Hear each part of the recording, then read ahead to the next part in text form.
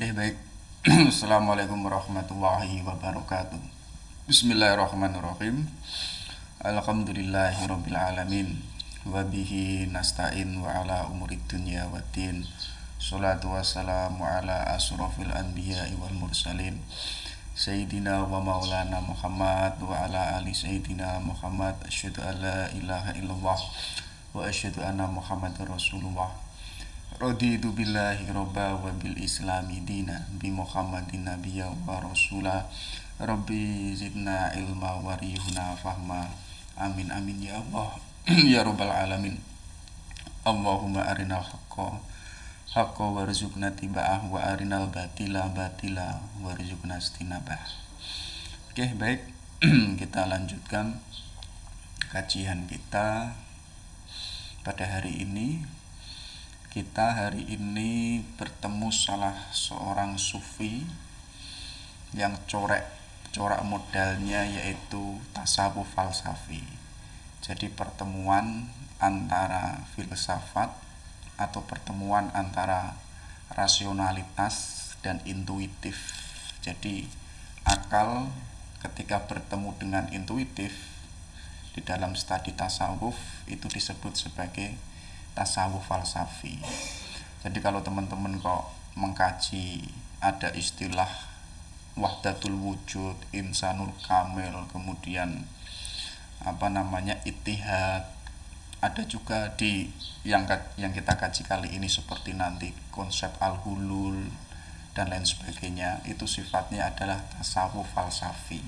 Jadi corak-coraknya itu adalah filosofis. Berbeda nanti kayak seperti Al-Ghazali, walaupun beliau pun juga seorang filsuf, tapi model tasawufnya itu adalah akhlaki. Jadi titik tekannya yaitu adalah pada pembentukan perilaku atau akhlak manusia. Karena di dalam kajian literatur hadis kan banyak disebutkan bahwa manusia itu kan cerminannya Allah, atau akhlaknya itu adalah akhlaknya Allah. Banyak para sufi itu mengatakan takholak bi akhlakillah, atau ayo kita berakhlak sebagaimana akhlaknya Allah, yang itu diterterakan di Asmaul Husna. Jadi kok Allah maha baik, Allah maha indah, Allah maha bijaksana. Nah, untuk mampu manusia ini akhlaknya menyerupai akhlaknya Allah, maka pelan-pelan harus mampu menyontoh sifat-sifatnya Allah yang itu diperkenalkan di Asmaul Husna. Nah, nanti pun juga di antara gagasannya Al-Halaj itu juga mengkaji tentang bagaimana manusia itu bisa menyatu dengan Allah. Ini nanti agak ekstrim. Jadi beliau ini lahir di Persia, tepatnya itu di kota Baida, lahir pada tahun 224 Hijriah. Jadi ayahnya itu Al-Mansur, kabarnya itu pekerjaannya sebagai pemintal benang. Jadi mungkin kalau dalam bahasa Persia pemintal benang itu disebut halaj. Nah, nanti nama halaj ini dipakai oleh anaknya Mansur, yaitu Al-Halaj, jadi pemintal benang. Nanti walaupun beliau sangat terkenal kesufiannya, Halaj ini nanti maknanya itu berubah, bukan lagi sebagai pemintal benang, tapi pemintal rahasia ilahi. Karena memang beliau ini kabarnya kan karomahnya kan banyak, dan di antara karomahnya beliau itu mampu mengungkap rahasia-rahasia yang itu ada di dalam hatinya manusia. Jadi kalau bertemu Al-Halaj mungkin nggak perlu ngomong atau nggak perlu memberitahu, mungkin Al-Halaj itu sudah tahu. Itu kan kayak Nabi Isa, Nabi Isa kan mampu menebak isi di dalam rumahnya siapa gitu, di dalamnya ada ini, di dalamnya ada itu. Hampir sama dengan Al-Halaj, itu mampu membaca isi hati manusia. Nanti beliau kabarnya pun juga di umur 12 tahun itu sudah hafal Al-Quran. Jadi dibimbing oleh ayahnya sampai beliau hafal. Nanti setelah beliau ini hafid, nanti ayahnya Al-Mansur ini mengantarkan Al-Halaj ke Tustar dan bertemu dengan salah seorang sufi besar, namanya itu Sahal Al-Tustari. Jadi beliau Al-Halaj ini kabarnya pun juga belajar lama dengan Sahal Al-Tustari, dan di tangannya Al-Tustari ini Al-Halaj ini mendapatkan ilmu-ilmu, terutama itu adalah tentang awal penciptaan alam semesta, atau dalam studi tasawuf falsafi itu disebut Nur Muhammadiyah. Nah, nanti gagasan ini akan dikembangkan oleh Al-Halaj, nanti kita akan kaji. Dan setelah beliau di Tustar, beliau nanti kabarnya rihlah mencari ilmu, yaitu ke Basroh. Jadi di Basroh ini bertemu juga seorang sufi dan seorang ahli hukum, namanya itu Amir Al-Maki. Nah, kabarnya itu ketika berguru dengan Al-Maki ini, gurunya itu sangat terpesona dengan Al-Halaj. Jadi mungkin terpesona dengan kepribadiannya, dengan ketekunannya, dengan keilmuannya. Dan gurunya ini punya harapan karena punya seorang putri, mengharap kalau putrinya itu dinikahi oleh Al-Halaj. Nah, tapi belakangan nanti tanpa sepengetahuan gurunya, Al-Halaj ini malah menikah dengan perempuan lain.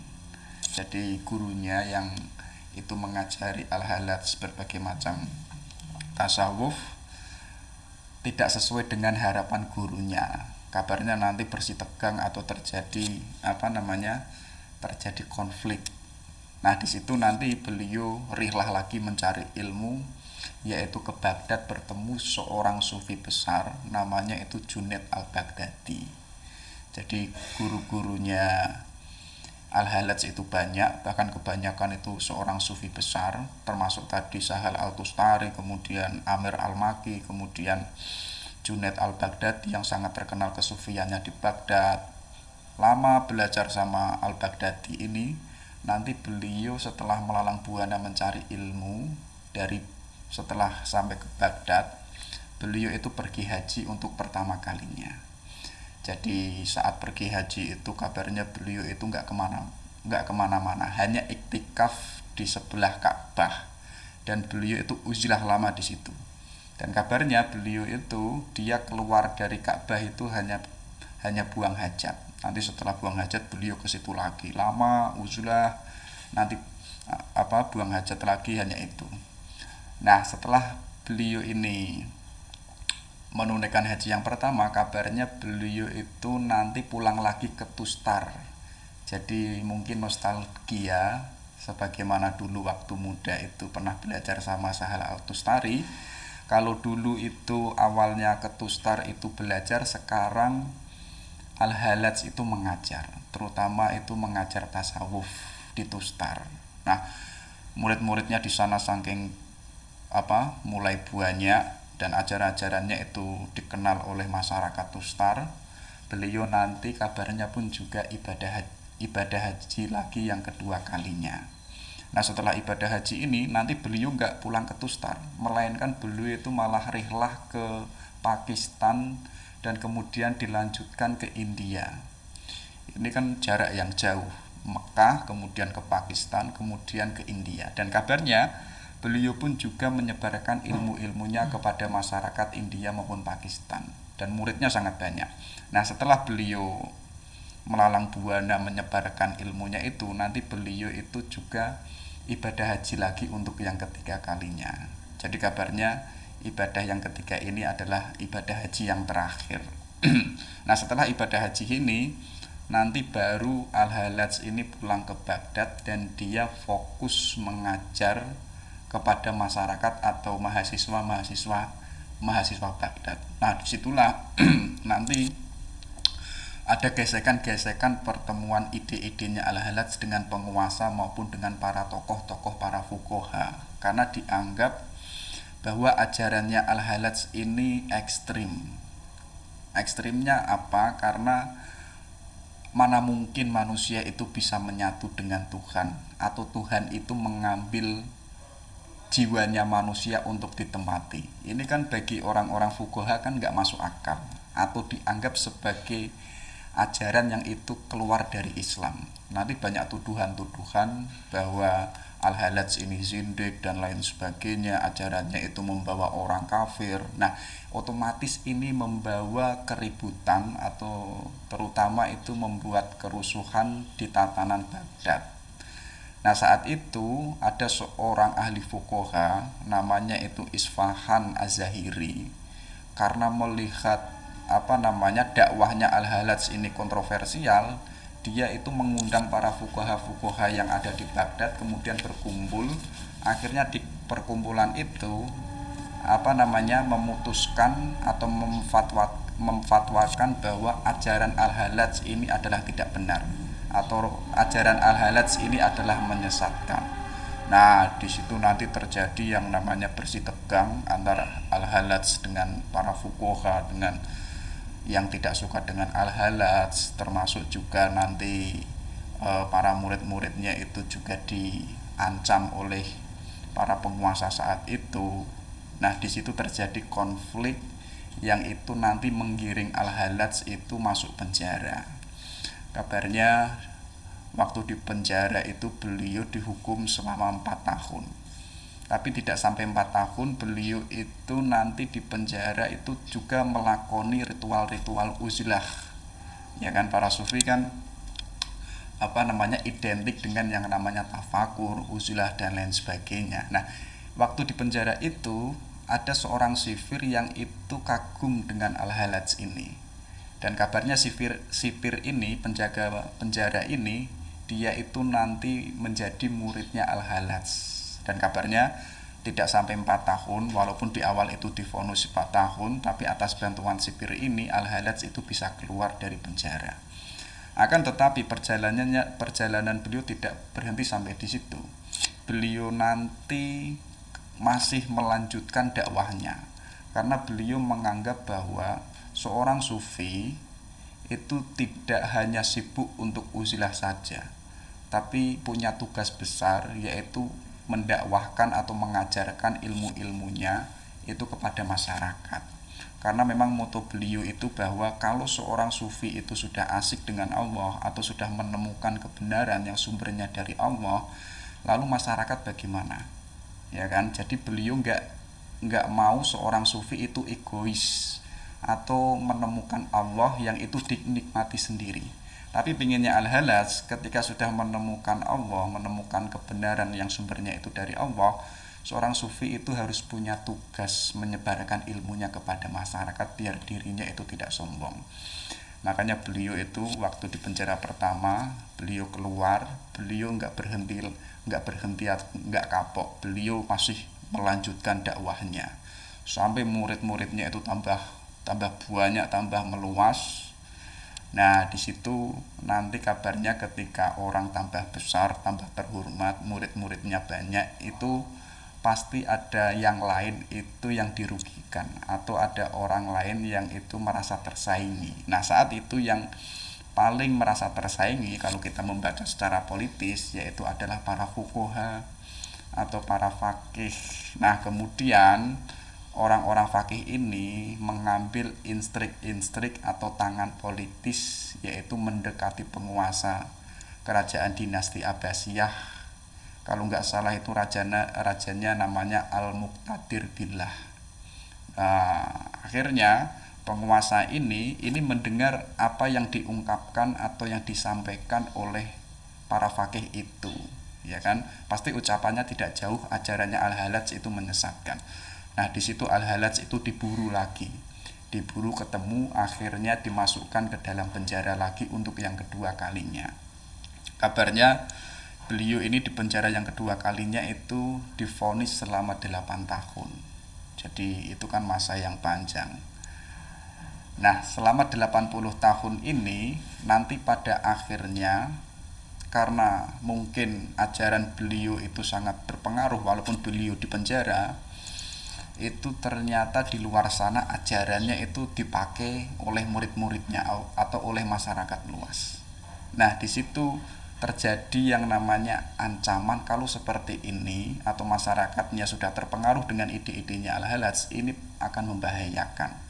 Akhirnya efek dari itu Al-Halaj itu diseret dari penjara, kabarnya itu dirajam. Ini ada ilustrasinya. Jadi beliau itu pertama itu dihukum rajam. Jadi digiring di tengah alun-alun, disaksikan orang banyak. Di situ baru beliau itu dilempari batu satu orang, kemudian orang lain pun melempari batu. Dan ada cerita itu ada salah satu sahabatnya Al-Halaj, namanya itu kalau nggak salah Asibli. Jadi Asibli ini sahabat lama. Jadi Asibli ini pun juga menonton eksekusi rajamnya Al-Halaj itu ketika dilempari batu ini. Nah, Asibli ini dia itu enggan untuk melempar batu karena yang dilempar itu adalah teman saya sendiri. Akan tetapi Asibli ini kalau dia tidak melempar itu dianggap penguasa saat itu, atau dianggap para fuqaha itu mengakui ajarannya Al-Halaj. Nah, akhirnya Asibli ini mau tidak mau itu melempar, tapi tidak dengan batu, tapi dengan bunga. Kalau nggak salah itu bunga mawar. Jadi bunga mawar dilemparkan Al-Halaj dan itu terkena badannya Al-Halaj. Nah, responnya Al-Halaj saat itu, waktu dilempari batu, Al-Halaj itu nggak kesakitan. Tapi ketika dilempar bunga, yang melempar itu sahabatnya, tapi Al-Halaj itu merasa kesakitan. Itu kan aneh, dilempar batu nggak merasa sakit, dirajam itu nggak merasa sakit, tapi saat dilempar dengan bunga itu malah beliau merasa kesakitan. Jadi ketika ditanya, beliau itu mengatakan bahwa karena yang melempar batu itu orang yang tidak tahu ajaran saya dan tidak tahu hakikat kebenarannya. Sedangkan sahabatku itu yang melempar bunga, dia itu tahu rahasia-rahasia ajaran-ajaranku ini. Jadi beliau itu hari pertama itu dieksekusi, dirajam. Nah, kemudian hari pertama itu beliau itu belum mati. Akhirnya di hari kemudian, hari yang kedua, beliau itu dieksekusi tapi dengan al-ghuju. Ya, jadi al-ghuju ini dia menyeret Menyeret Al-Halaj. Kemudian pertama beliau itu digantung, ya. Setelah digantung, beliau pertama itu dipotong tangannya. Jadi kabarnya itu saat dipotong tangannya, darahnya itu keluar banyak. Tapi tangan satunya Al-Halaj ini mengusap darahnya, kemudian itu malah dilabur di wajahnya Al-Halaj ini. Nah, setelah dipotong tangannya, kemudian itu dipotong kupingnya. Setelah kupingnya itu kemudian al-ghuju ini memotong hidungnya, dan kabarnya juga matanya itu dicukil. Ya, itu kan hukuman yang ngeri.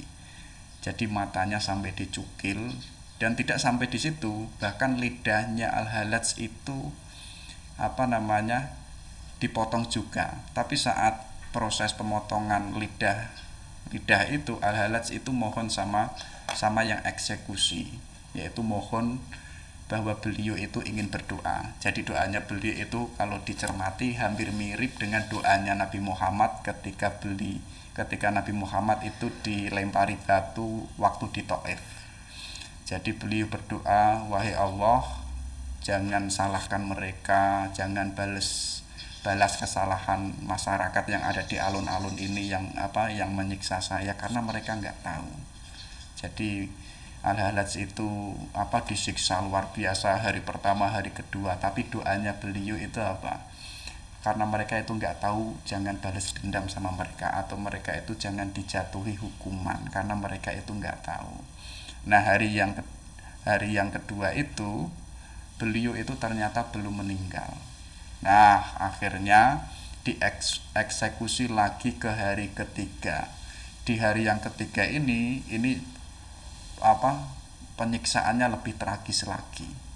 Jadi beliau dibawa lagi ke alun-alun.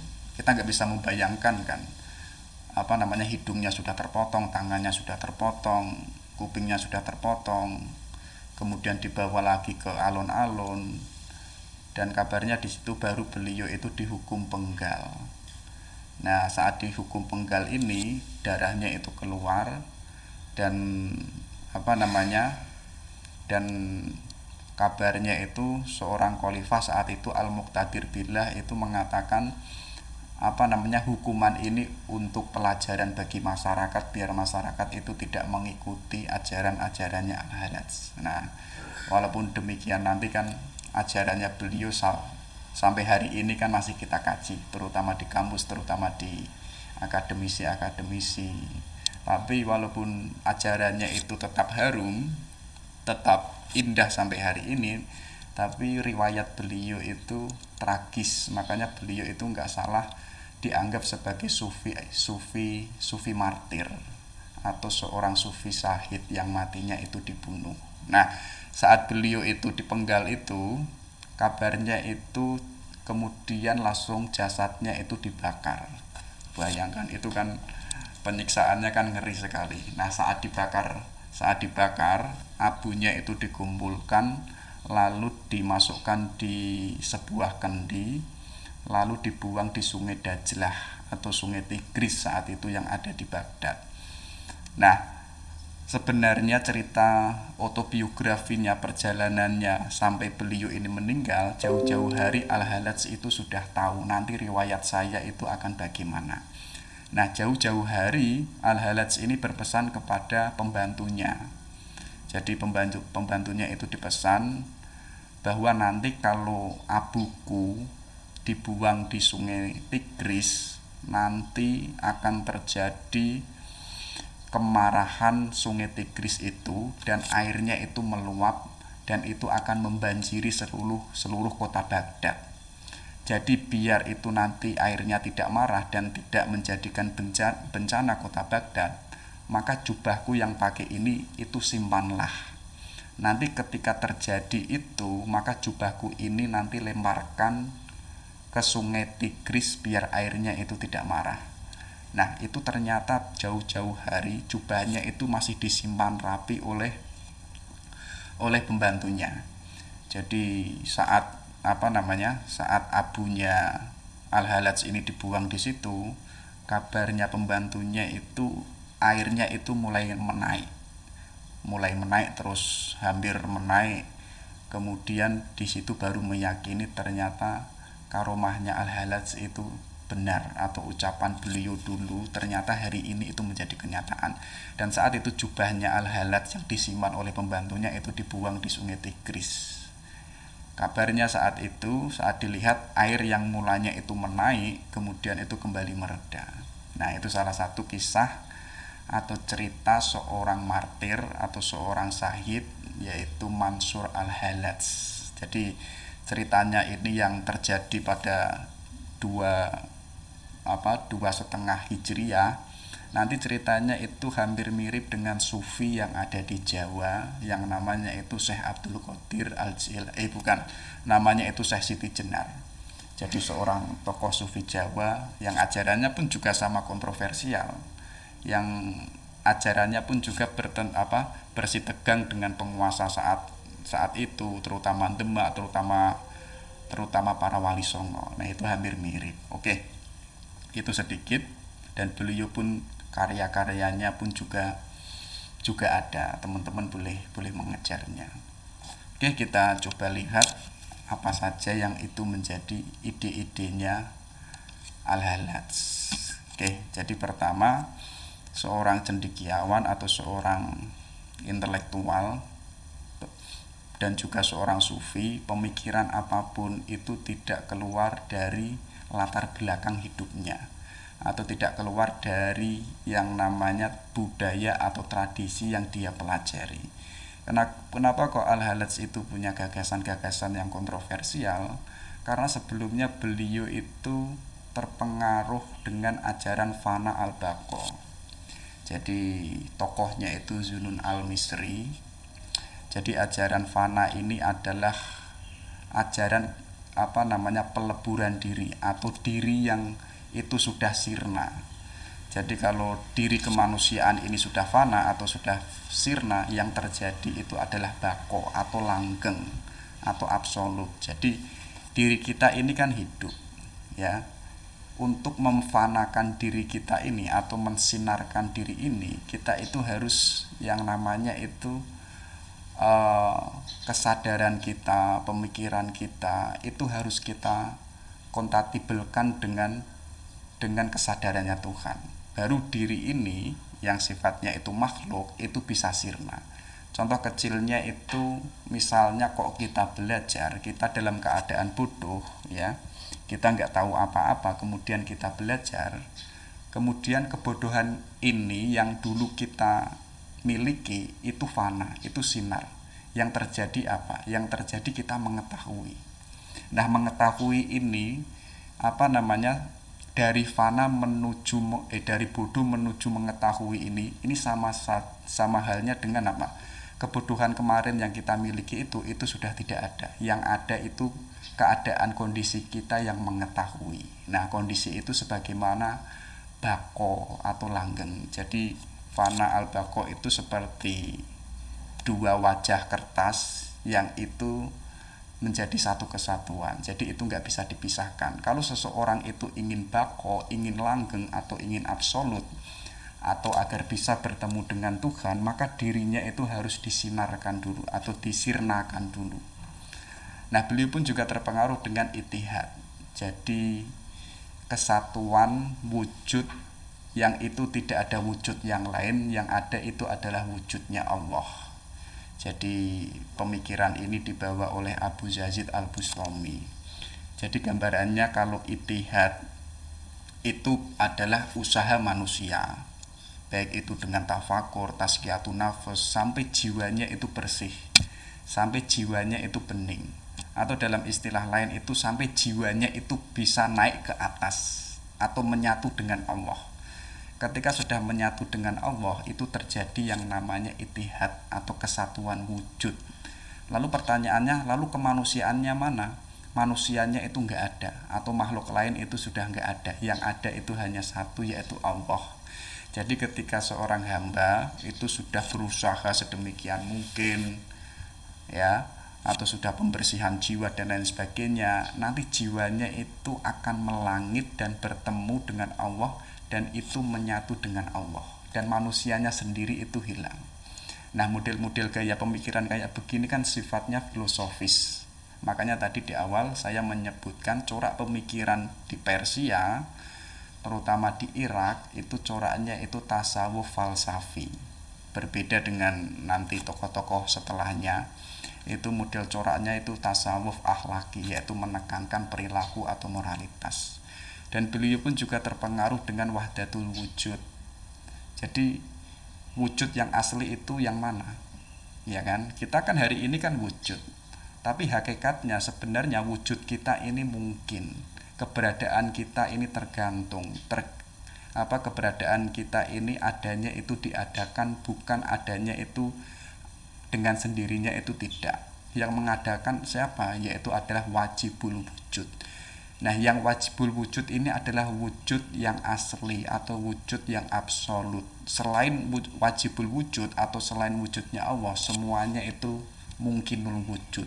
Semuanya itu bisa ada dan bisa tidak ada. Itu tergantung kehendaknya Allah.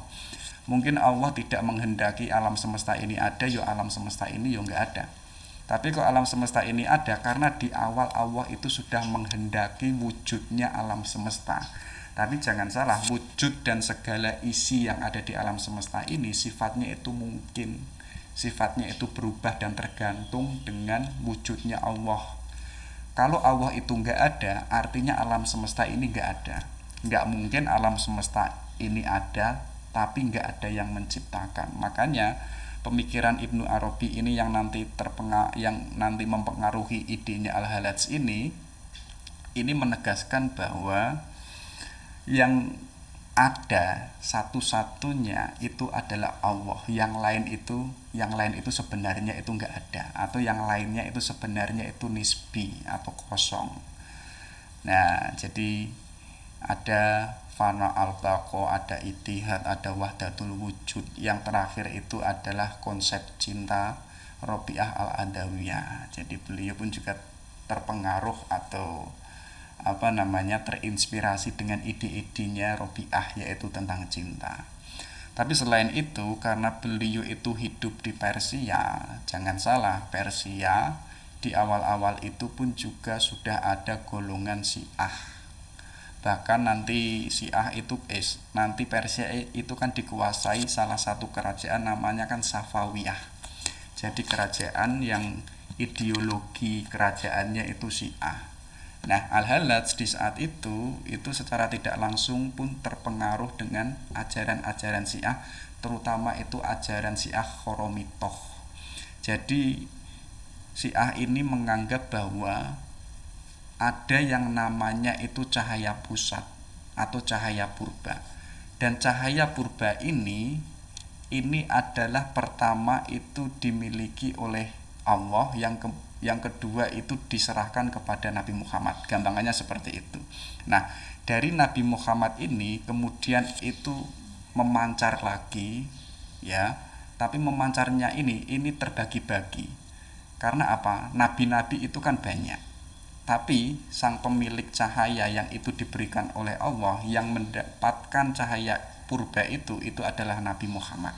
Kemudian cahaya ini dibagikan mungkin Nabi Musa, Nabi Isa dan lain sebagainya, para rasul dan lain sebagainya. Jadi kalau kita memahami dari Syiah ini, para nabi-nabi yang ada sebenarnya itu adalah pembagian cahaya yang itu pusatnya itu cahaya yang dimiliki oleh Nabi Muhammad. Makanya kalau dalam Islam kan kita mengenal bahwa Nabi Muhammad itu kan nabi yang paling sempurna, atau ajarannya itu ajaran yang paling sempurna yang itu menutup ajaran-ajaran yang sebelumnya. Nah, itu kan relevan dengan ini. Karena apa? Dari adanya banyaknya nabi itu seperti Nabi Adam sampai Nabi Isa sebelum Nabi Muhammad itu, mereka itu membawa cahaya purba karena itu sebelumnya itu sumbernya dari Nabi Muhammad. Tapi orang Syiah meyakini cahaya itu tidak berhenti hanya kepada nabi maupun rasul, tapi pun juga para imam-imamnya Syiah itu mendapatkan cahaya juga, yang itu menjadikan mereka itu terhindar dari dosa, atau mereka itu maksum, atau kesalahan mereka atau dosa-dosa mereka itu diampuni oleh Allah. Dan sekaligus dengan adanya cahaya itu, para imam atau imamnya orang Syiah itu mengetahui rahasia-rahasianya Allah. Nah, itu idenya orang Syiah, dan beliau pun juga terpengaruh dengan tradisi Kristen. Jadi di Kristen itu ada yang namanya inkarnasi. Jadi Tuhan itu masuk ke dalam diri manusia, yang di orang Kristen itu Tuhan itu masuk di dalam dirinya Yesus. Ya. Jadi Yesus itu di dalam dirinya itu ada Tuhannya. Kalau teman-teman itu kalau mencermati kehidupannya Yesus, sifatnya itu kan ilahiyah. Sifat basisnya itu kan keihsanan. Jadi ada doktrin inkarnasi, yaitu penyatuan atau Tuhan itu berada di dalam dirinya Yesus.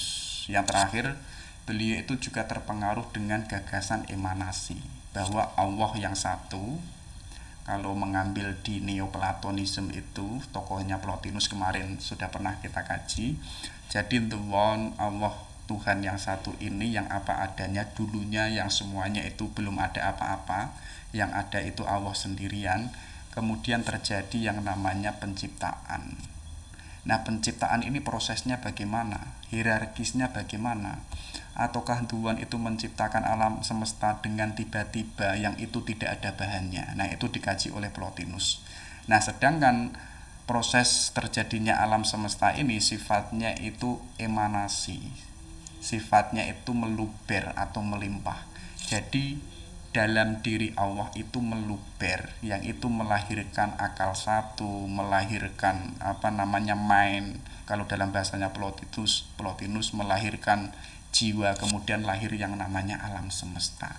Jadi alam semesta ini ada dan banyak macam, itu adalah hasil dari emanasi atau hasil dari luberan Allah yang itu lahir alam semesta. Jadi ada saya ambil 4, tapi sebenarnya beliau ini terpengaruh dengan gagasan-gagasan yang sebelumnya yang itu banyak.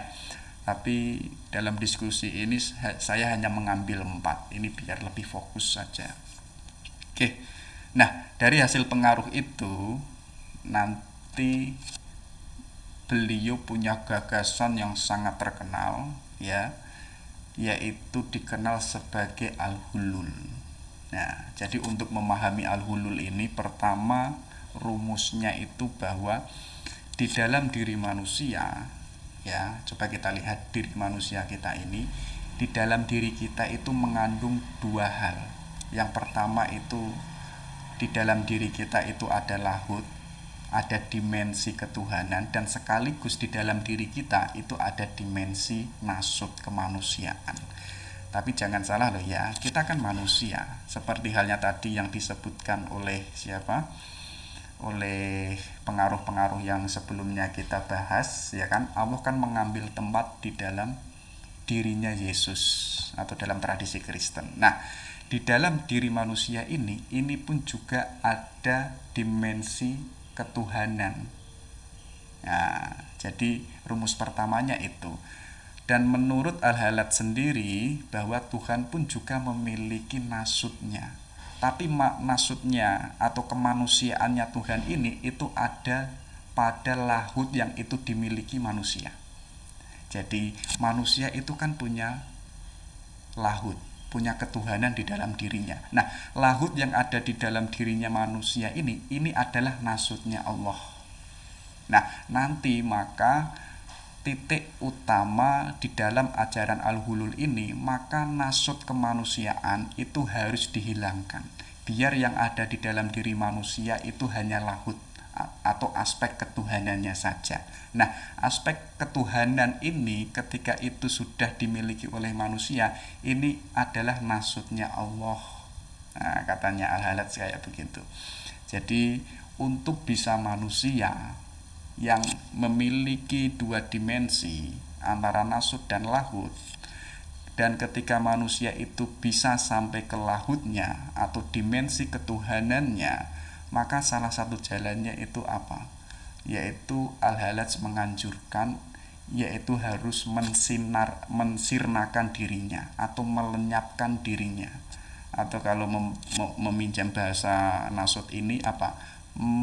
Membunuh nasutnya, membunuh kemanusiaan. Bukan berarti kita bunuh diri atau enggak, tapi jiwa kita yang hewani, jiwa kita yang rakus, jiwa kita yang apa, yang sifatnya itu tumbuhan, hanya bertumbuh dan lain sebagainya, itu harus disirnakan atau harus dilenyapkan. Maka beliau itu punya gagasan, ayo kita lenyapkan diri kita biar kita itu bisa memiliki dimensi ketuhanan yang ada di dalam diri kita. Jadi pertama, beliau itu mengatakan bahwa seluruh keinginan dan kemauan jiwa kita itu harus dilenyapkan.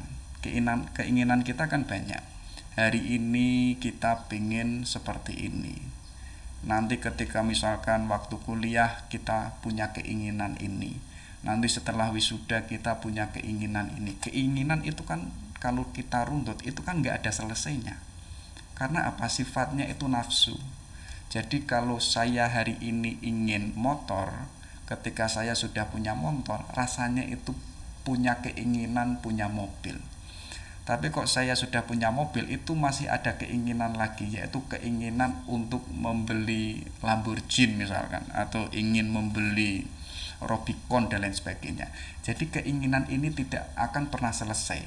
Maka menurut Al-Halat, maka keinginan yang sifatnya itu menghalangi diri manusia karena sifatnya itu tidak akan pernah selesai, yang itu keinginannya tidak jauh dengan kepemilikan dunia atau unsur dunia, maka itu harus dilenyapkan atau harus difanakan. Ya, kalau sudah keinginan basis keinginan manusia atau kemauan jiwa sama halnya kan, kalau itu sudah difanakan, maka nanti yang terjadi apa? Pikiran dan perasaan kita itu bisa menyatu kepada Allah. Kenapa kok kita tidak bisa menyatu dengan Allah? Karena apa? Keinginan kita itu banyak. Dan keinginan yang banyak itu kadangkala keluar dari jalannya Allah. Allah itu sudah menakdirkan kita A, tapi keinginan kita ingin menjadi B, kita ingin menjadi C, kita ingin menjadi F dan lain sebagainya. Bahkan keinginan kita itu nggak konsisten dengan diri kita. Hari ini pengen apa, besok pengen apa dan lain sebagainya. Karena sifatnya itu nafsu. Tapi kok manusia tidak bisa melenyapkan keinginan dan kemauan jiwanya ini, sampai kapanpun dia tidak bisa menyatu dengan Allah. Maksudnya menyatu itu apa? Perasaan dan pikiran kita itu harus sejalan atau kompatibel dengan pikiran atau kehendaknya Allah. Jadi kan banyak di literatur sufi itu, kalau orang itu sudah menyatu pikiran dan perasaannya dengan Allah, maka yang diucapkan itu adalah kalamnya Allah, yang melempar itu adalah lemparannya Allah, yang bergerak itu adalah gerakannya Allah. Nah, untuk bisa kompatibel dengan keinginannya Allah, maka keinginan yang sifatnya nasut, yang sifatnya kemanusiaan itu harus difanakan, itu harus dilenyapkan.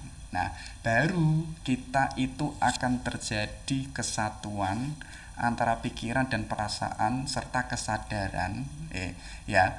Pikiran dan perasaan itu bisa menyatu atau kompatibel dengan Allah. Jadi pelan-pelan ini secara proses itu dari nasut menuju ke lahut.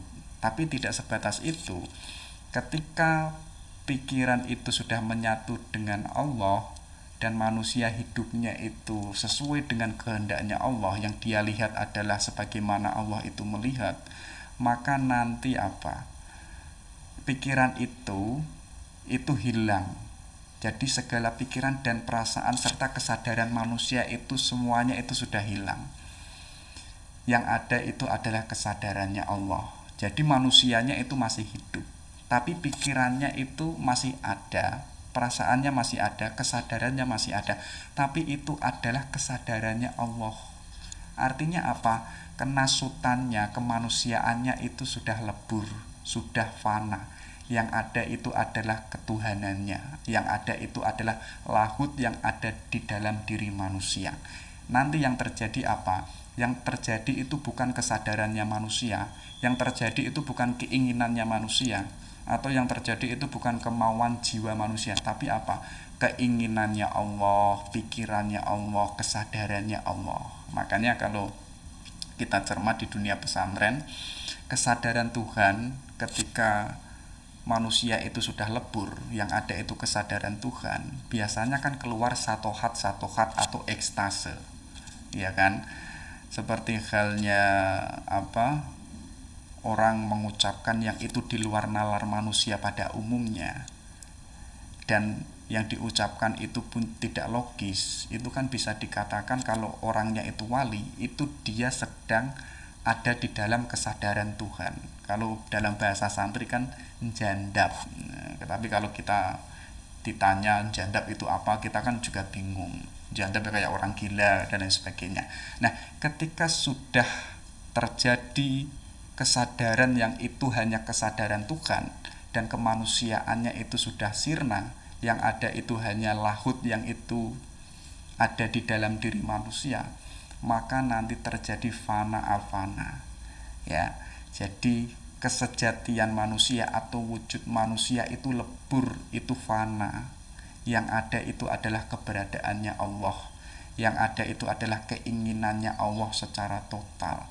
Baru di situ nasut yang dulunya dimiliki oleh manusia itu sirna, yang ada itu lahut. Nah, ketika yang ada itu lahut, maka Allah yang maha besar, Allah yang maha indah, Allah yang memiliki segalanya itu akan turun. Ya, kalau dalam bahasanya Al-Halaj itu Allah akan turun, yang itu mengambil, menempati jiwa manusia yang itu siap untuk ditempati. Ya, jadi Allah itu bertempat di jiwanya manusia yang itu bisa ditempati oleh Allah. Nah, untuk proses biar Allah itu layak bertempat di dalam jiwa kita, prosesnya itu dengan memfanakan seluruh keinginan, kemauan, pikiran kita, perasaan kita, kesadaran kita. Baru yang ada itu kesadaran Tuhan, baru Allah itu turun mengambil tempat di jiwa kita. Nanti yang ada itu adalah kesadaran Tuhan. Bayangkan kalau Allah itu sudah ada di jiwa kita atau di hati kita, otomatis hidup kita kan akan ditanggung oleh Allah. Kebutuhan kita akan dijamin oleh Allah. Masa depan kita akan dijamin oleh Allah. Nah, di situ mungkin kalau teman-teman sudah bisa kayak begitu, mungkin teman-teman sudah menjadi wali. Jadi sudah tidak cemas lagi, tidak galau lagi, kehilangan pacar ya fan-fan aja, besok bisa cari lagi dan lain sebagainya. Karena cirinya seorang wali itu hidupnya itu gembira, karena dia secara total itu adalah menggantungkan hidupnya kepada Allah, atau hatinya itu sudah total diisi oleh Allah. Jadi apa-apa Allah, mau ngapain Allah, mau ini Allah. Jadi mau ke Allah, mau kemana itu atas dasar Allah. Nah, itu bisa dikatakan sebagai manusia yang memiliki lahut yang ada di dalam dirinya itu. Oke, itu ya. Nah, Al-Halaj itu untuk menegaskan bahwa di dalam diri manusia itu ada nasut dan ada lahut, beliau itu mengambil atau mengutip ayat di dalam Al-Quran. Jadi wa'id qulna lil malaikati isjudu li adama fasajadu illa iblis. Jadi Allah itu berfirman kepada para malaikat, sujudlah kepada Adam. Fasajadu, mongko para malaikat tadi itu sujud kepada Nabi Adam, illa iblis, kecuali para iblis. Aba wastakbar, mereka itu enggan dan takabur atau sombong. Wa kana minal kafirin, dan dia itu iblis termasuk golongan orang-orang kafir. Jadi ketika penciptaan Adam itu, Allah kemudian itu memerintahkan kepada malaikat, sujudlah, ya kan?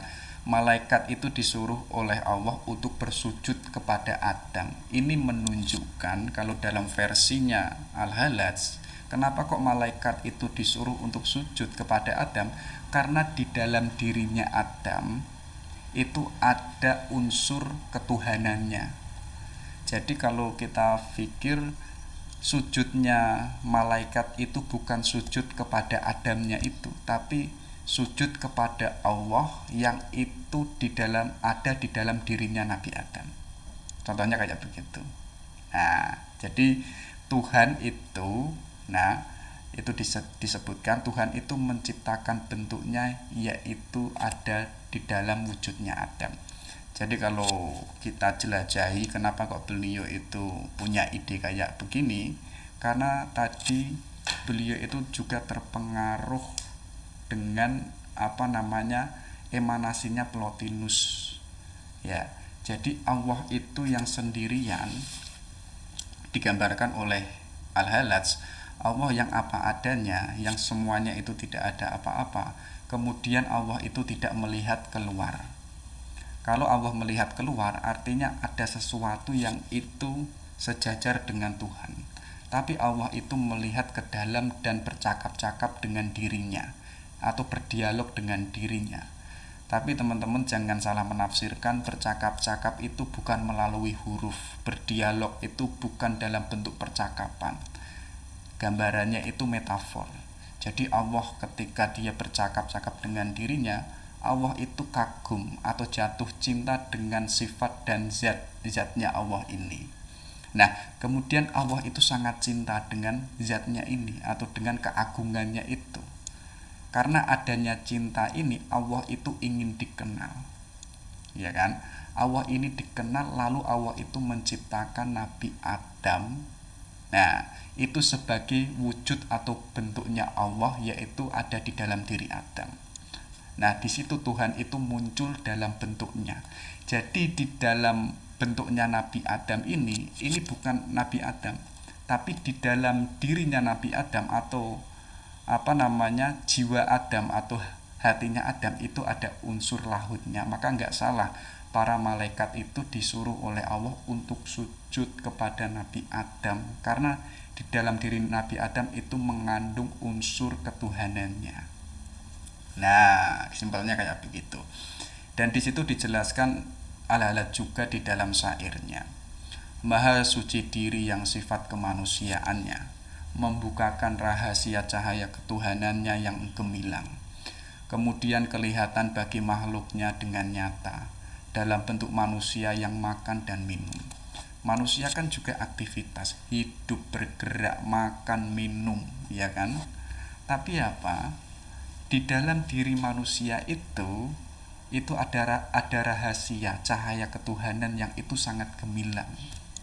Nah, ini sebenarnya syair ini ingin menegaskan bahwa Allah yang maha suci itu, ya, itu dia itu yang gemilang, yang indah, yang bercahaya, itu nyata, ya, dan nyatanya itu ada di dalam diri manusia, yang manusia ini berbentuk dan dia bergerak dalam hidupnya, baik itu makan, baik itu bekerja dan lain sebagainya. Tapi di situ ada kandungannya Allah. Allah yang maha suci, Allah yang maha indah itu ada di situ. Nah, kalau dalam tradisi India kan unik. Di India itu ada tradisi kalau orang sudah bersuami atau berumah tangga, suami ini diperintahkan, lihatlah istrimu, karena di dalam istrimu itu ada ketuhanan. Biar apa, seorang suami ini penuh kasih sayang dengan istrinya. Ini kan hampir sama dengan tradisi spiritual India. Jadi dalam diri manusia itu mengandung mengandung ketuhanannya.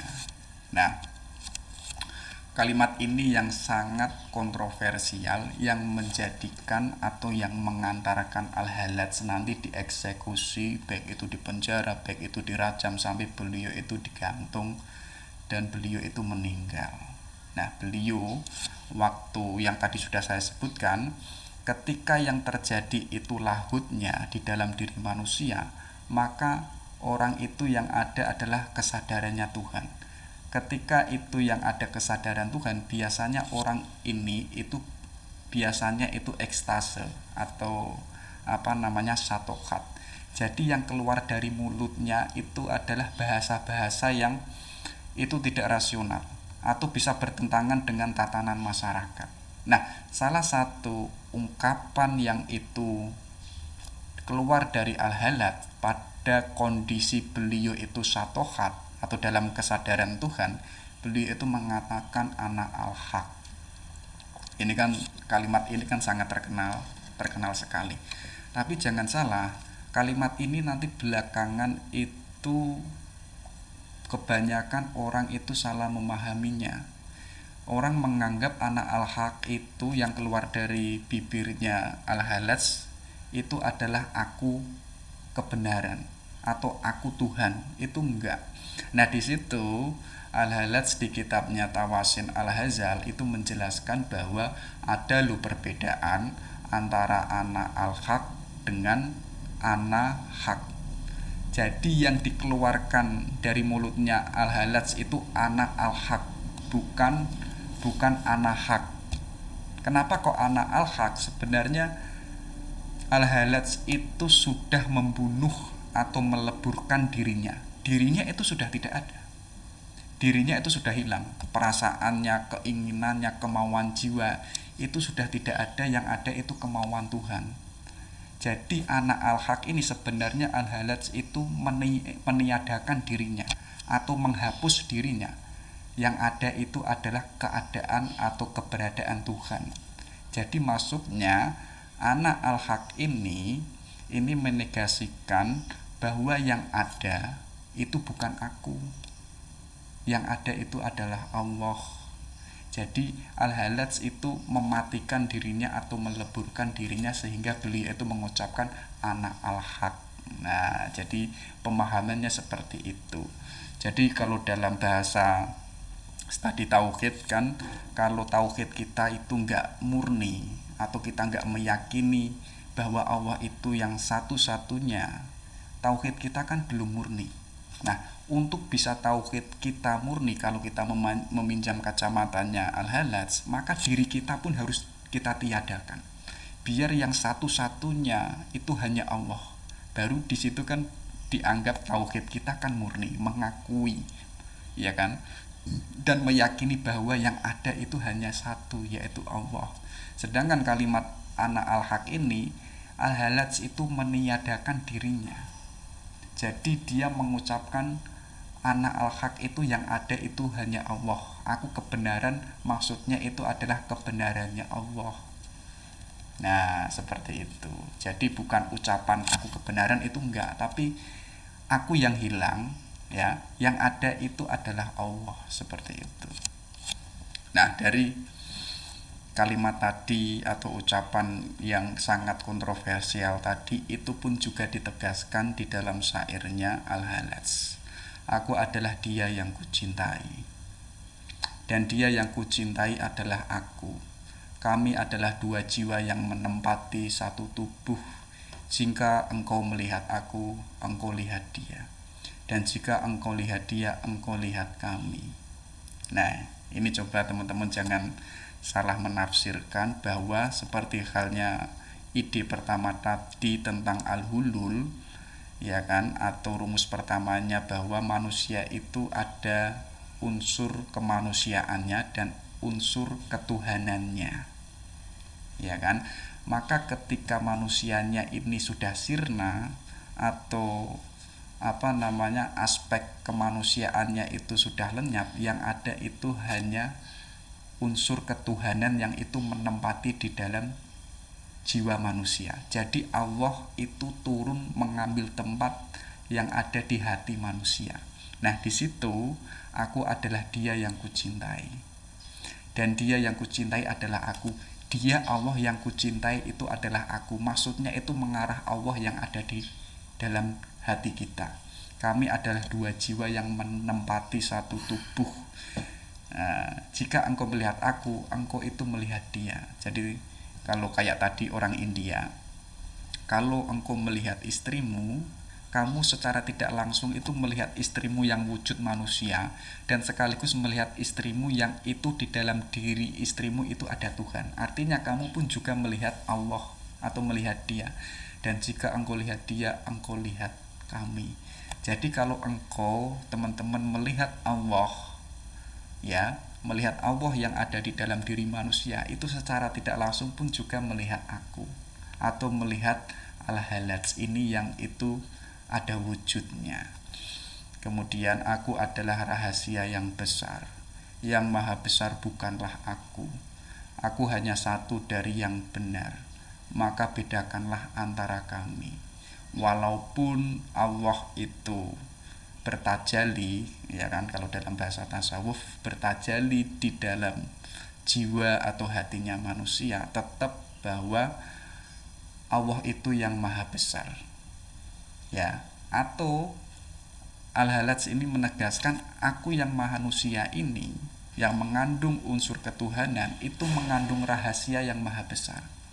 Jadi rahasia yang ada di dalam diri manusia ini, rahasia yang besar itu bukan apapun, tapi apa yang maha besar itu adalah Allah itu sendiri. Jadi keagungannya Allah, keindahannya Allah itu adalah rahasia yang besar, yang itu ada di dalam dirinya manusia, yang itu sudah hilang sifat nasutnya. Tapi ditegaskan yang maha besar itu bukanlah aku. Aku hanya satu dari yang benar.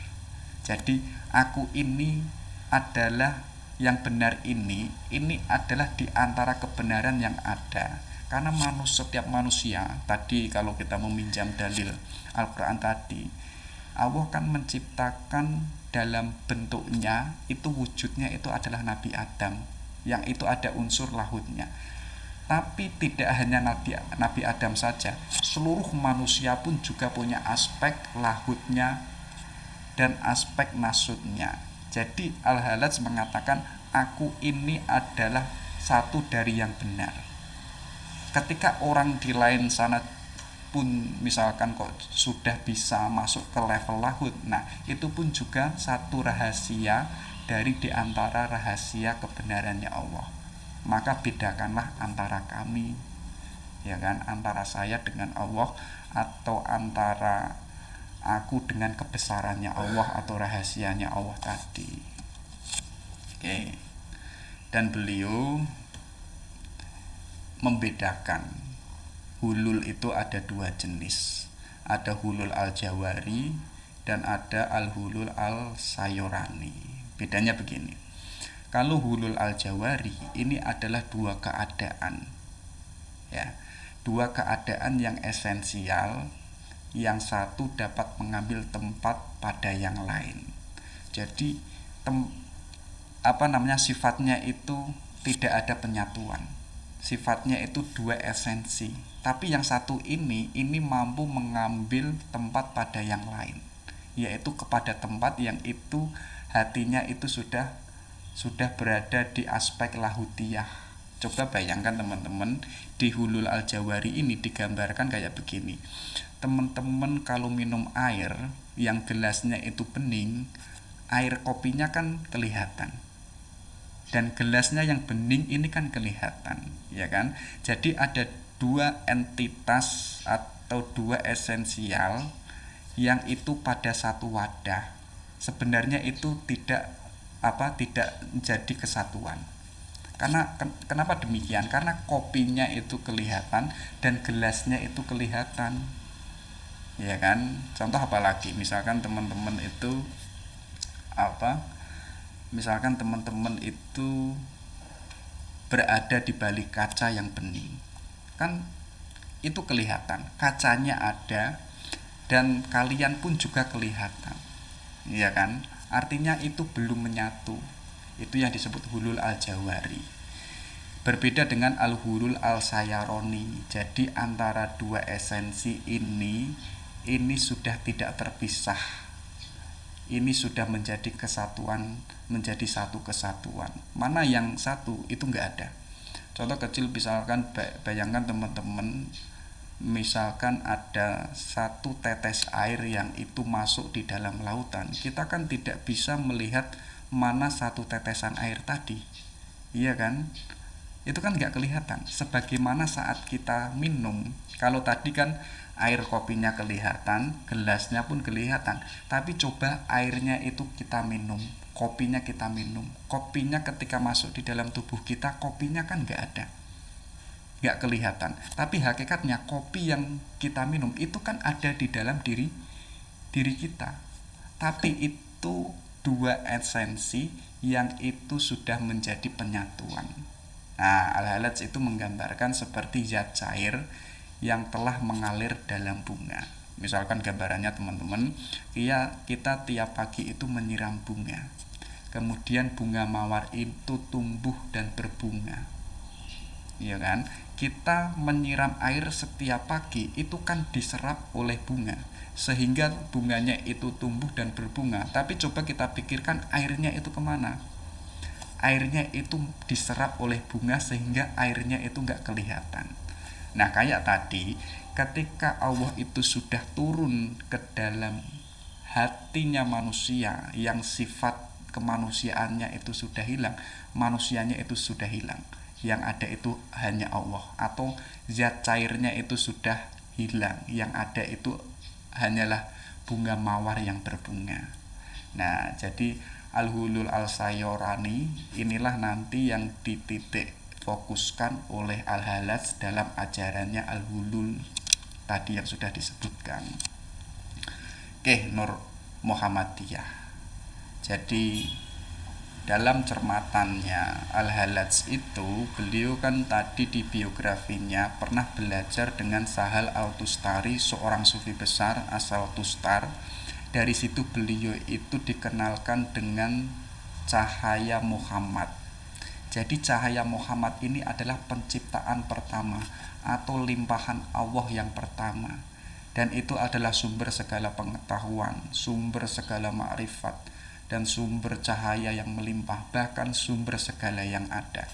Jadi Allah ketika melihat di dalam dirinya ada keindahan, ada keagungan, Allah itu jatuh cinta kepada zatnya ini, jatuh cinta dengan sifat-sifatnya yang maha indah itu. Lalu di situ Allah itu menciptakan Nabi Muhammad dengan limpahannya, dengan cahayanya. Jadi Nur Muhammad ini sifatnya itu bukan fisik, tapi sifatnya itu adalah cahaya. Jadi cahaya pertama yang itu melimpah dari Allah. Nah, ketika itu cahaya sudah melimpah atau yang disebut itu Nur Muhammadiyah, ini adalah sumber dari penciptaan alam semesta. Makanya kan nggak salah.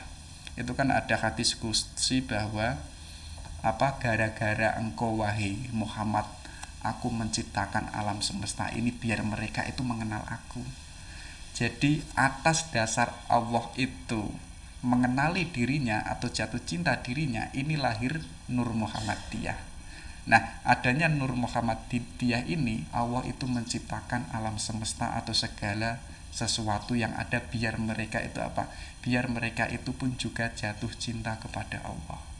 Jadi kita kan sudah diciptakan oleh Allah, kita punya tugas loh ya, yaitu mencintai Allah, karena Allah sejak awal itu sudah mencintai kita.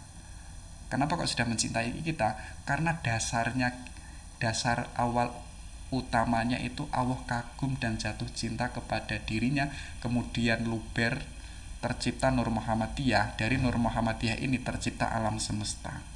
Nah, makanya sangat layak kita harus kembali ke Allah dengan cintanya itu. Adanya Nur Muhammad ini sebenarnya adalah sebagai pusat loh, sebagai pusat kesatuan para nabi. Tadi kan sudah disinggung bahwa nabi dari Nabi Adam sampai Nabi Isa dan ditutup oleh Nabi Muhammad, semua nabi itu sebenarnya itu satu kesatuan yang itu pusatnya itu adalah Nabi Muhammad. Walaupun Nabi Muhammad itu dilahirkan oleh Allah itu kan belakangan, tapi jangan salah loh ya, tapi itu kan Nabi Muhammad yang sifatnya jisim, yang sifatnya jasmaniah. Tapi ada loh Nabi Muhammad yang sifatnya itu cahaya, sifatnya itu adalah penciptaan pertama dari Allah. Nah, dari penciptaan pertama ini nanti sebagai pusat cahayanya para nabi. Jadi Nabi Adam dikasih cahayanya Nabi Muhammad, Nabi Isa diberikan cahayanya Nabi Muhammad. Nah, diberikan satu-satu. Itu pusatnya ada di Nabi Muhammad. Nah, dengan adanya Nur Muhammad ini ya sebagai makhluk pertama yang diciptakan oleh Allah, ini secara tidak langsung menghendaki adanya insanul kamil atau manusia yang sempurna. Jadi manusia yang sempurna itu kan manusia yang mampu hidup sesuai dengan akhlaknya Allah. Tadi kan disebut takholak bi akhlakillah, bersikap berakhlak sebagaimana akhlaknya Allah. Dan ketika itu bisa diaktualisasikan di dalam kehidupannya, maka manusia itu bisa juga disebut sebagai insan kamil. Tapi tidak hanya itu, nanti mungkin di beberapa pertemuan nanti kita akan menyinggung gagasan insan kamil yang itu digagas oleh Ibnu Arabi. Nah, nanti lain waktu. Tapi Al-Halaj ini menggambarkan bahwa manifestasi adanya insan kamil ini itu tampak jelas loh ya. Tampak jelas itu pada dirinya Nabi Isa Al-Masih. Maka beliau itu kan disebut Al-Sayyid Al-Wujudiyah. Tapi coba teman-teman itu dijelajahi kehidupannya Nabi Isa. Sifatnya itu kan sangat spiritualis, ya kan? Nabi Isa kan dakwahnya kan sebentar, pengikutnya tidak banyak, tidak sebanyak dengan Nabi Muhammad, tapi gaya hidupnya, gaya berdakwahnya itu kan sifatnya spiritualis, karena dikenal orang Kristen yang ajarannya itu dibawa oleh Nabi Isa, sifatnya kan ihsan, sifatnya kan kebaikan puncak ini adalah ihsan. Ihsan maksudnya itu apa? Basis ajarannya Nabi Isa itulah nanti agama cinta. Jadi Al-Halaj itu insan kamil itu tampak betul atau kita bisa melihat itu ada di gaya kehidupannya Nabi Isa. Coba teman-teman itu cek, Nabi Isa kan ketika ditampar orang, itu ditampar pipi kirinya, itu kan nggak marah. Malah Nabi Isa itu menyuruh kalau engkau mau pipi kiriku juga kamu tampar pun juga nggak masalah.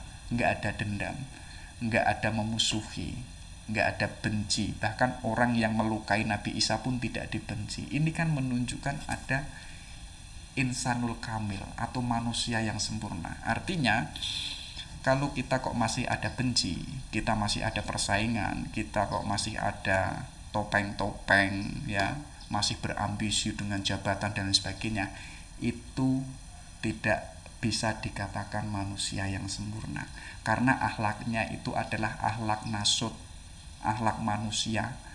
Tapi di dalam tradisi sufi itu menekankan ayo kita pelan-pelan akhlak kita itu dibentuk sebagaimana akhlaknya Allah. Nah, itu ya. Oke, ada juga. Ini yang agak unik menurut saya, tapi teman-teman jangan marah dulu ya. Kita kan kalau dikasih materi bahwa agama itu sama, kita kan marah kan. Tapi jangan marah dulu. Coba kita pakai metodenya Al-Ghazali, kita pelajari dulu, kita gali dulu biar kita tahu. Kalau kita tahu baru kita boleh berargumen, kita baru boleh menyimpulkan. Tapi kok baru dikasih kemudian kok marah, artinya itu konyol. Artinya sikapnya itu sikap dogmatik, bukan akademik. Nah, menurut Al-Hallaj bahwa adanya agama-agama yang ada di dunia ini hakikatnya itu sama saja. Ya. Mereka itu sama loh ya. Mereka itu sama menyembah Allah yang satu. Mereka itu pun ibadahnya itu juga menuju Allah yang esa. Walaupun cara mereka itu berbeda-beda. Nah, nanti kan di Ibnu Arabi kalau nggak salah kan hampir sama mengatakan bahwa agama itu kan sama. Kenapa kok agama itu kelihatan berbeda? Karena kita itu membaca agama dari wilayah fisiknya atau berada di wilayah luarnya. Tapi coba kita melihat jauh ke wilayah esoterisnya atau wilayah rohaninya agama. Coba kita lihat di Kristen itu kan basis agamanya kan cinta, ya kan? Bahkan di Islam itu kan sangat ditekankan ayo kita saling mencintai, ayo kita saling menghargai atau kita saling menghormati. Loh, ajaran saling menghormati, saling mencintai itu kan tidak hanya di Islam juga. Bahkan di Yahudi ya, di agama-agama samawi itu kan sama. Mengajarkan kebaikan, mengatakan bahwa ini buruk dan lain sebagainya. Artinya apa?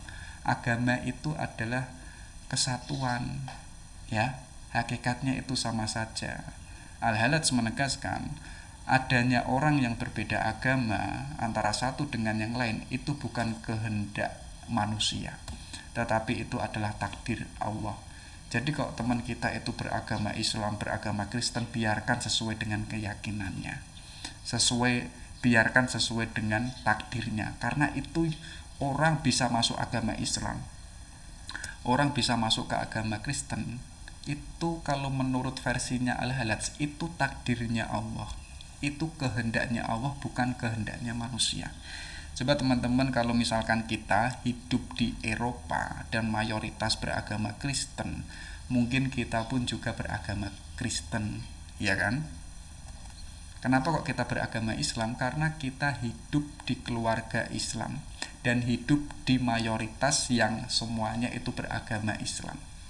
Tapi teman-teman berani nggak coba agama kita itu dilepas dulu? Kita mencari agama mana yang murni kita pilih. Kita kan nggak berani, iya kan?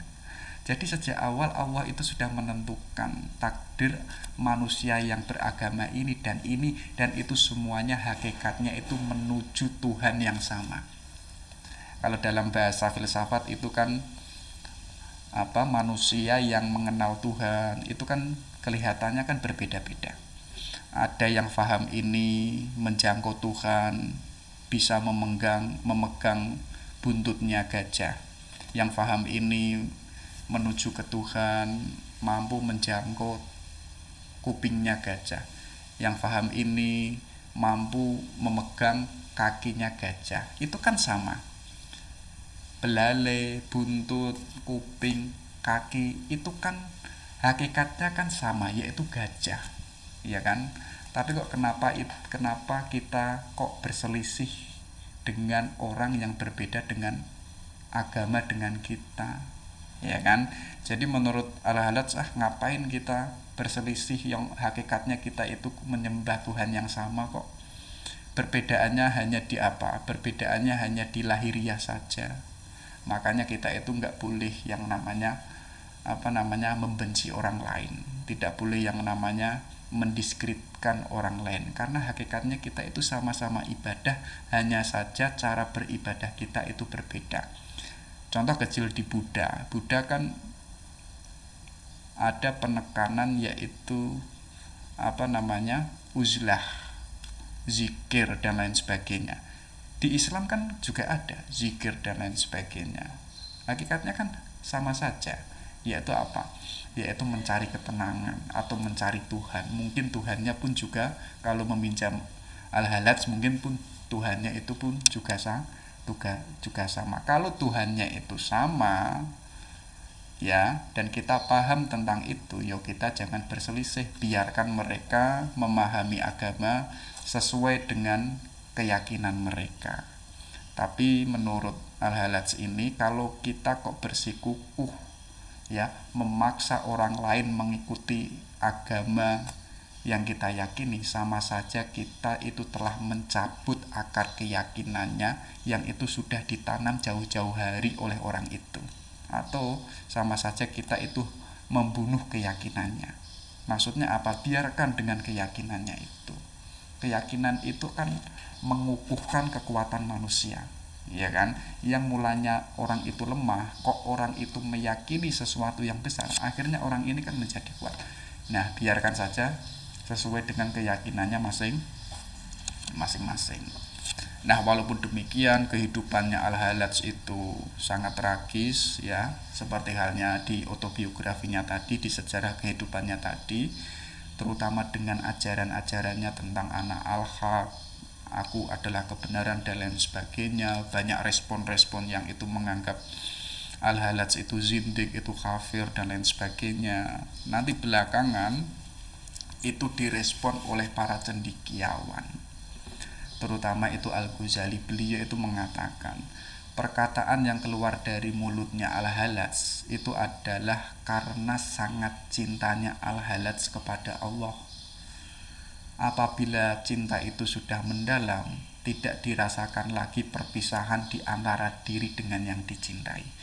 Jadi Al-Halaj itu sangat cinta kepada Allah hingga dirinya itu tidak terkontrol, ya kan? Sehingga apa?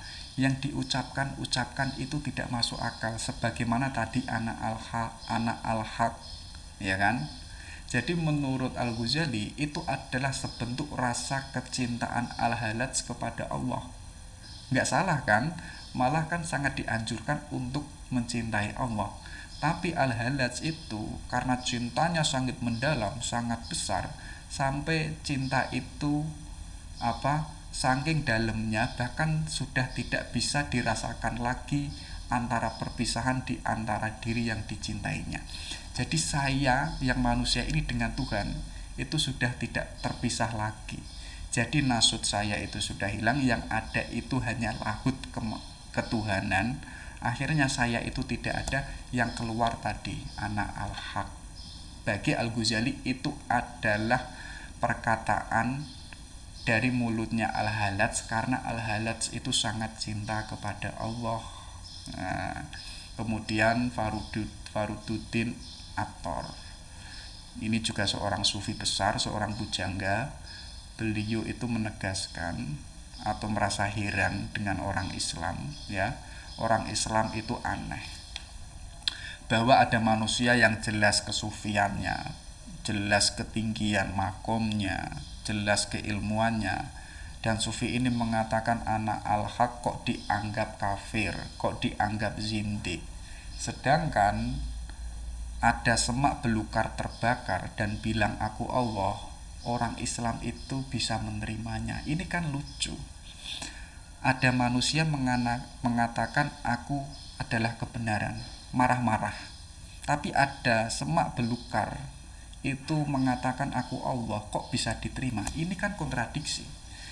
Coba teman-teman ketika membaca sejarahnya Nabi Isa, ketika Nabi Ibrahim ya, Nabi Ibrahim ketika dia di masa uzlahnya, dia kan menemukan ada semak yang itu terbakar, tiba-tiba semak belukar ini mengatakan aku Allah, ya kan? Nah, itu bisa diterima oleh umat Islam.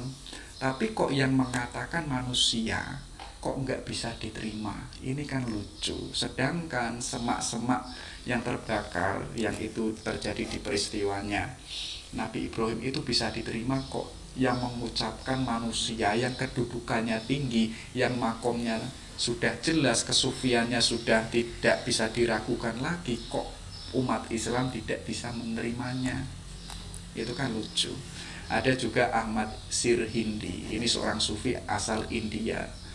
Beliau itu mengatakan Al-Halaj itu mengatakan yang tadi itu bukan akulah Allah atau akulah kebenaran. Maksudnya apa? Bahwa aku tiada, aku ini lenyap, aku ini sirna. Yang ada itu apa? Allah lah satu-satunya yang ada. Seperti halnya yang saya sebutkan tadi, anak al-haq itu menegasikan dirinya atau membunuh kediriannya, meniadakan dirinya. Yang ada itu hanya Allah. Jadi sangat tepat anak al-haq ini merujuknya itu Allah yang besar, Allah yang sejati, bukan aku yang manusia. Itu. Ini yang terakhir yang sebagai motivasi kita dari Al-Halaj. However, what the truth in the lack of fight, then he is like a shaker of the sun white in the lack of the star. Barang siapa berjalan dengan kebenaran cahaya iman atau cahaya keimanan, maka dia itu seakan-akan itu pencari matahari itu dengan cahaya bintang. Nah, jadi kita hidup itu harus dengan keyakinan yang benar, harus dengan ide-ide yang benar, ya kan? Coba cek teman-teman, keyakinan kita itu sudah benar atau belum sih? Mungkin keyakinan kita itu basisnya dinamisme, menyembah orang mati, menyembah pohon dan lain sebagainya. Itu kan bukan keyakinan yang sifatnya itu kan cahaya. Makanya whoever walk the truth in the light of faith. Jadi kok barang siapa berjalan dengan kebenaran ya dan cahaya keimanan, maka dia itu seperti halnya pencari matahari, yaitu dengan cahaya bintang, ya kan? Jadi rumusnya bahwa ayo kita berpikir yang itu dengan keimanan yang benar, belajar dengan keimanan yang benar. Itu seperti apa? Kita mencari matahari dengan apa? Dengan cahaya bintang. Oke, itu ya. Itu hanya sebagai pengantar. Apabila ada tutur kata atau penyampaian yang kurang tepat, mohon maaf yang sebesar-besarnya. Wabillahi taufiq wal hidayah. Assalamualaikum warahmatullahi wabarakatuh.